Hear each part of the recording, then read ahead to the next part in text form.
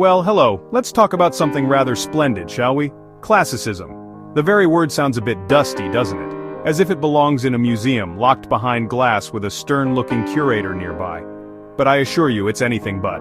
Think of it less as a dusty relic and more as a magnificent architectural blueprint, a set of rules for creating art and literature that aimed for perfection. This grand movement swept across Europe primarily during the 17th and 18th centuries, a period often called the neoclassical era. Now, why the Greeks and Romans? What was it about these ancient civilizations that so utterly captivated the minds of 17th century Europe?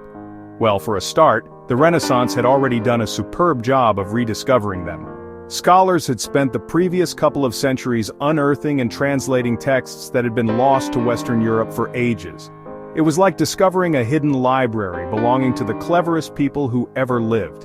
Suddenly, here were the plays of Sophocles, the philosophy of Aristotle, and the poetry of Horace, all laid bare. For the thinkers and artists of the neoclassical period, this wasn't just old stuff, it was the gold standard. If you were to boil classicism down to its essential ingredients, you would find a handful of very important, very sensible-sounding words. The first, and perhaps most important, is reason. The classicists were absolutely besotted with reason. They believed it was humanity's greatest faculty, the tool that allowed us to understand the world, to distinguish right from wrong, and to create order out of chaos. In their literature, this translated into a demand for logic and clarity. Everything had to be as rational and well-ordered as a mathematical proof. Next on our list is order. This manifested in a love for structure, balance, and symmetry. France, during the grand and powerful rule of King Louis XIV, also known as the Sun King, was the main hub of classicism. This is where the style really took off and created its most famous works, especially in plays. The first of the three big French playwrights we need to talk about is Pierre Corneille. His most famous play, Le Cid, caused a huge stir when it first came out in 1637. Following Corneille, but even more dedicated to pure classical style, was Jean Racine. Racine, he was amazing at sad, serious plays. His plays like Phèdre and Andromaque are perfect examples of classical art.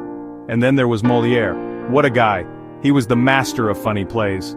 In plays like Tartuffe, The Misanthrope, and The Imaginary Invalid, the French court loved them, and their influence spread quickly across the rest of Europe. While France was busy perfecting the classical tragedy and comedy, England was developing its own, distinctly British flavor of classicism. The English, ever a slightly more unruly bunch, had a different set of historical circumstances. Theirs was a period marked by civil war, the restoration of the monarchy, and fierce political and religious debate. The undisputed king of English Augustan poetry was Alexander Pope. A man of small stature and delicate health, Pope possessed a mind of formidable power and a wit as sharp as a surgeon's scalpel. He was the master of the heroic couplet, and he polished it to a dazzling perfection. Pope's great friend and fellow satirist was the magnificent Jonathan Swift. If Pope's weapon was the rapier, Swift's was the bludgeon. His masterpiece, Gulliver's Travels, is far more than a children's story. From the tiny, pompous Lilliputians to the rational, talking horses, the Houyhnhnms. You simply cannot talk about classicism without talking about its very close cousin, the Enlightenment. In fact, they're more like inseparable twins, born from the same intellectual parents and sharing the same DNA. The Enlightenment, which flourished in the 18th century, was a philosophical movement that championed reason as the primary source of authority and legitimacy. Thinkers like Voltaire in France, John Locke in England, and Immanuel Kant in Germany argued that humanity could improve itself by breaking free from superstition, ignorance, and the arbitrary power of monarchs and the church. And what was their ultimate weapon in this fight? You guessed it, reason. Classicism provided the perfect artistic language for the Enlightenment. Its emphasis on clarity, logic, and order was the ideal vehicle for spreading these new and honestly pretty revolutionary ideas. To truly appreciate the cool, calm, and collected nature of classicism, it helps to see what it was reacting against. And that, my friends, was the Baroque. If classicism is a perfectly tailored suit, Baroque is a flamboyant, feather-covered carnival costume. The Baroque style, which flourished in the late 16th and early 17th centuries, was all about drama, emotion, and ornate decoration. Think of the swirling, muscular figures in a painting by Caravaggio or Rubens, the dizzying complexity of a Bach fugue. Compare a Baroque church with its curving walls, elaborate sculptures, and dramatic use of light and shadow, to a classical building like a Palladian villa. The villa is all straight lines, simple geometric shapes, and a sense of calm, rational order. The church is designed to make you feel small and awestruck before the power of God. The influence of classicism was so profound that it's easy to miss, simply because so many of its core ideas have become a part of the very fabric of how we think about literature and history. For a start, it fundamentally changed the status of the writer.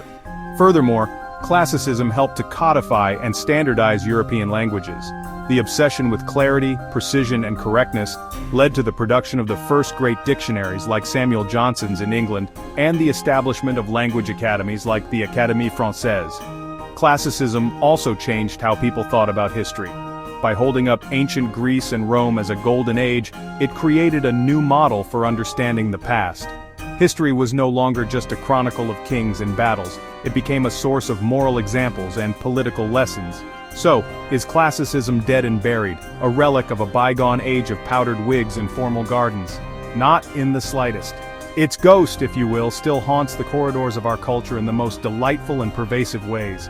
It is a blueprint for excellence we can't help but return to.